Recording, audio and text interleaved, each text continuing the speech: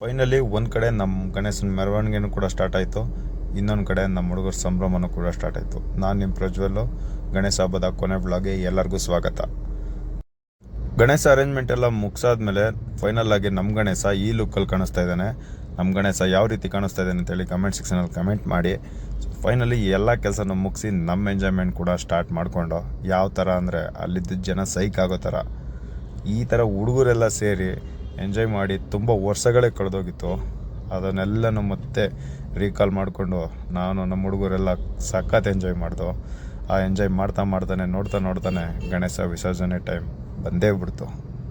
Finally ಈ ವರ್ಷ ನಮ್ಮ ಗಣೇಶ ಹೋಗೋ ಟೈಮ್ ಬಂತು ಅಂತೇಳಿ ಎಲ್ಲ ರೆಡಿ ಮಾಡ್ಕೊಂಡು ಪೂಜೆ ಎಲ್ಲ ಮುಗಿಸಿ ಕಂಪ್ಲೀಟಾಗಿ, ಯಾಕೆಂದರೆ ಗ್ರಹಣ ಇರೋದ್ರಿಂದ 9:30 ಒಳಗಡೆ ವಿಸರ್ಜನೆ ಮಾಡಬೇಕಾಗಿತ್ತು. ಸೊ ಹಂಗಾಗಿ ಎಲ್ಲನೂ ಬೇಗ ಮುಗಿಸಿ ನಮ್ಮ ಗಣೇಶನ ವಿಸರ್ಜನೆ ಮಾಡೋಕ್ಕೆ ರೆಡಿ ಮಾಡಿಬಿಟ್ಟು ಈ ವರ್ಷ ಇಲ್ಲಿಗೆ ಮುಗೀತು. ಇನ್ನು ಮತ್ತೆ ನೆಕ್ಸ್ಟ್ ವರ್ಷ ಇದಕ್ಕಿಂತ ವಿಜೃಂಭಣೆಯಾಗಿ ಬರ್ತೀವಿ ಅಂತ ಹೇಳ್ತಾ ನಾನು ಈ ವ್ಲಾಗ್ನ ಕೊನೆ ಮಾಡ್ತಾಯಿದ್ದೀನಿ. ಅಲ್ಲಿವರೆಗೂ ಸಿಗೋಣ. ಬಾಯ್.